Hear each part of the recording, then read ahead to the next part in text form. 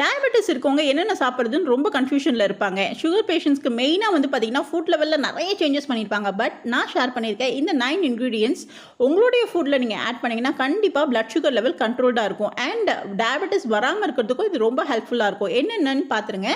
Number 9 ingredients வந்து ரொம்ப ஹெல்ப்ஃபுல்லாக இருக்கும். இதில் ஏதாவது ஒரு 2, 3 நீங்கள் வந்து ஃபாலோ பண்ணிங்கன்னாவே ரொம்ப ஹெல்ப்ஃபுல்லாக இருக்குங்க. அண்ட் நம்பர் 1 வந்து பார்த்தீங்கன்னா நெல்லிக்காய். நெல்லிக்காய் வந்து அட்லீஸ்ட் ஒரு குட்டி நெல்லிக்காவது நம்மளுடைய ஃபுட் ஹேபிட்ஸில் ஆட் பண்ணிக்கிறது ரொம்ப நல்லதுங்க. அண்ட் நம்பர் 2 வந்து பார்த்தீங்கன்னா வெண்டைக்காய் வந்து ஏதாவது ஒரு மோடில் ஆல்டர்னேட்டிவ் டேஸாவது ஆட் பண்ணிக்கிறது ரொம்ப சேஃபர் சைடு கண்ட்ரோல்டாக வச்சுருக்கோம். அண்ட் நம்பர் 3 வந்து பார்த்தீங்கன்னா கீரை வந்து டெய்லி ஒரு கீரை சாப்பிட்றது நார்மலாகவே ரொம்ப நல்லதுங்க. ஸோ கீரை ஆட் பண்ணிக்கோங்க. அண்ட் நம்பர் 4 வந்து பார்த்தீங்கன்னா சியா சீட்ஸ் அட்லீஸ்ட் தண்ணியிலையாவது ஊற வச்சு குடிக்கிறது ரொம்ப நல்லது. அது வந்து கண்டிப்பாக பிளட் சுகர் லெவலில் கண்ட்ரோல்டாக வச்சுருக்கும். கிரேக்க தயிர், மஞ்சள் தூள் அண்ட் பாவக்காய், காலிஃப்ளவர் இது எல்லாமே வந்து பார்த்தீங்கன்னா ரொம்ப ஹெல்ப்ஃபுல்லாக இருக்கும் நம்மளுடைய பிளட்டில் சுகர் லெவலில் கண்ட்ரோல்